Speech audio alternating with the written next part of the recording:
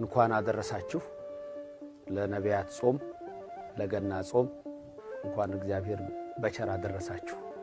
የበለጠ እንደውም የጾሙ ጊዜ ነው ሲጀመር ነው እንኳን አደረሰ ማለት ሲፈታም ያው ለጌታችን ልደት ነው የታወቀ ነው።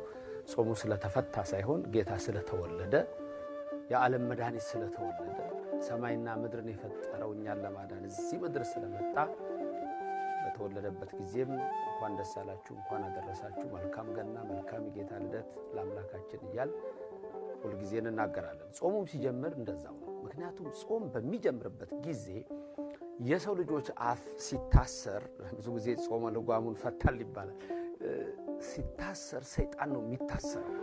የሰው ልጆች ምግብ ቀንሰው ስለ ክርስቶስ ሲሉ መከራ ሲቀበሉ ሰይጣን ነው የሚጨነቀው። ምክንያቱም ክርስቶስ በተሰቀለባት ሌሊት እህል አልቀመሰም። በተጠማ ሰዓት ሐሞትና ከርቤ ነው የሰጡት። ይሄ የምታውቁት ነገር ነው። ስለዚህ